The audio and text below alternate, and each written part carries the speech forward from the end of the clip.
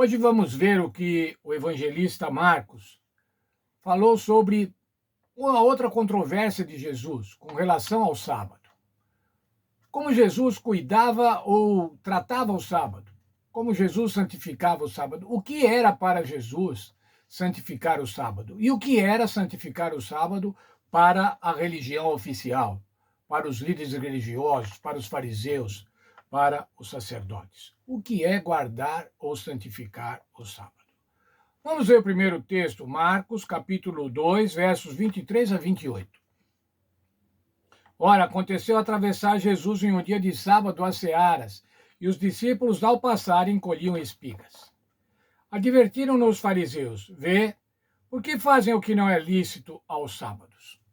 O que não era lícito aos sábados? Era colher, irmãos, era participar de uma colheita. Agora os discípulos estavam colhendo algumas espigas, provavelmente porque estavam com fome. Mas na visão dos escribas, dos fariseus, dos mestres da lei, eles estavam transgredindo o sábado. Como é isso, irmãos? Os hebreus, os judeus, para não transgredir o sábado, criaram tantas normas, tantas restrições com relação ao que não fazer no sábado, que o sábado passou a ser agora absolutamente opressivo. O sábado não era mais um dia de alegria, nós costumamos dizer isso. Sábado é um dia de alegria, mas era um dia de tristeza, um dia de normas, de procedimentos, de tradições. Como é que Jesus ia responder a isso? Mas ele lhes respondeu: Nunca lestes o que fez Davi quando se viu em necessidade e teve fome, ele e seus companheiros?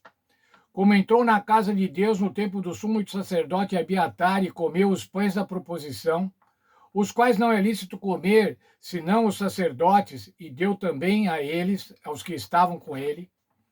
Esse texto está lá em Levítico 24, verso 9. A resposta de Jesus.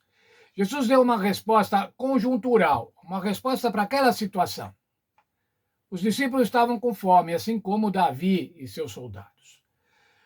Veja o texto da nossa lição. Jesus respondeu ao relato em que Davi comeu os pães sagrados. Está em 1 Samuel 21, 1 a 6. Os pães da proposição eram retirados no dia do sábado. Então, a jornada de Davi pode muito bem ter sido uma fuga de emergência ocorrida nesse dia. Jesus argumentou que se Davi e seus homens estavam justificados em se alimentar desses pães, então os seus discípulos estavam justificados em colher espigas e se alimentar delas. Jesus estava dizendo, olha, é uma situação semelhante. Eles não estão colhendo para comercializar, eles estão colhendo para comer. E colher e comer para comer. Colher para comer não é pecado. Mas essa era uma resposta para aquela situação. Mas Jesus tinha que ampliar esse ensino, um ensino geral. E agora veja, e acrescentou, o sábado foi estabelecido por causa do homem, e não o homem por causa do sábado, de sorte que o Filho do Homem é Senhor também do sábado. Jesus indicou ainda que o sábado foi feito para o benefício da humanidade e não o contrário, e que a base dessa afirmação é o fato de que ele é o Senhor do sábado. Por que é que o sábado foi feito, irmãos? O sábado foi feito para a alegria do homem, para a comunhão com Deus, mas para a alegria do homem. O sábado foi estabelecido por causa do homem, para produzir alegria ao ser humano. Mas veja ainda, no texto de Marcos, agora no capítulo 3, dos versos 1 a 6, aparece uma outra controvérsia. Como é santificar o sábado? Novamente, como santificar o sábado? Falou lá acerca das espigas e de colher num momento de necessidade. Mas agora veja lá. De novo entrou Jesus na sinagoga, estava ali um homem que tinha ressequida uma das mãos. Tinha uma das mãos aleijadas. Estavam observando Jesus para ver se curaria em dia de sábado, a fim de o acusarem. Veja, aquela religião opressiva não pode curar no dia do sábado. Ora, mas como não pode curar? O que é mais importante? É o sábado ou é curar uma pessoa? Veja então, Jesus disse ao homem da mão ressequida, vem para o meio. E depois perguntou: é lícito nos sábados fazer o bem ou fazer o mal, salvar a vida ou tirá-la? Mas eles ficaram em silêncio. A pergunta de Jesus era uma pergunta retórica, irmãos. É lícito fazer o bem no sábado? Ora, é lícito fazer o bem todos os dias. E fazer o mal? Fazer o mal não se deve fazer nunca. Mas veja só, Jesus estava dizendo assim: fazer o bem no sábado também é muito bom. É muito bom santificar o sábado fazendo o bem. Olhando ao redor, indignado e conduído com a dureza do seu coração, ele disse ao homem: estende a mão. Ele estendeu a mão e a mão foi restaurada.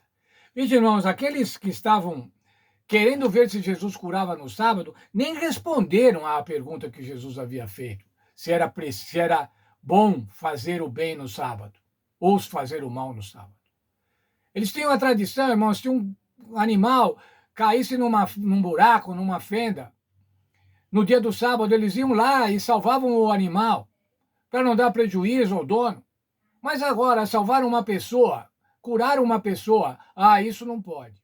Isso não pode porque a tradição religiosa, as regras criadas pelos homens, dizia que não podia. Os líderes queriam acusar Jesus caso ele curasse no sábado. Jesus os enfrentou, estabelecendo um contraste entre fazer o bem e fazer o mal, salvar a vida ou deixar morrer. A resposta à sua pergunta era evidente. Fazer o bem e salvar as vidas são atividades apropriadas para o sábado. Curar, salvar a vida, ajudar as pessoas são atividades apropriadas para o sábado. Jesus então curou o homem, o que irritou seus oponentes, que imediatamente começaram a planejar a sua morte. Veja, irmãos, ir contra as tradições religiosas, fazer com que eles quisessem matar a Jesus. Está no verso 6.